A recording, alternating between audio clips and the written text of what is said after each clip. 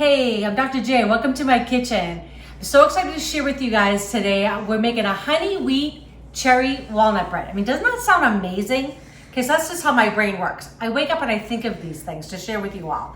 So I love my bread machine. I think I've told you that all before. It's a great way to make homemade bread in a fraction of times it would take you if you were doing this all by hand.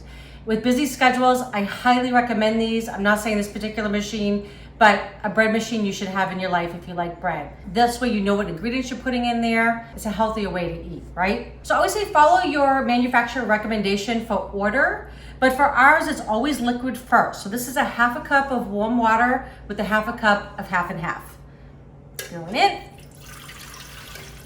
This is 2 tablespoons of extra virgin olive oil. You could use even like a lighter oil if you want, like an avocado oil would be fine. I have 1/4 cup of honey. This is gonna make it nice and sweet and delicious. And actually, I could have even made this a little bit easier. I could have put the oil and the honey in the same little container. It would make it slide out a little bit easier than have to dig in like that. Okay, so now for our dried ingredients. I have 1.5 cups of whole wheat flour, we buy organic, and 1.5 cups of bread flour. That's gonna go in next.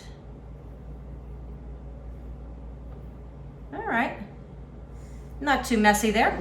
I like to make just a tiny bit of a well on the top. This is 1.5 teaspoons of kosher salt and 1.5 teaspoons of yeast. And I'll put all this stuff in the directions. I have 1 cup of dried cherries, sweet dried cherries. So good. And I have 2/3 of a cup of walnuts. Those are going in. And the bread machine will break these up a little bit. That's okay. I'm all right with it. All right, gonna insert it. This will make a 1.5 pound loaf. There we go. Just make sure it's locked in place. I already have my machine set, 1.5 pounds. I'm doing a light crust on there. Gotta press start. In just about 3 hours, we're gonna have bread. See you in a few. Yeah, so that's like doneness. It smells so good in this kitchen. I wish you all were here. So time for the unveil. Right. Oh my gosh.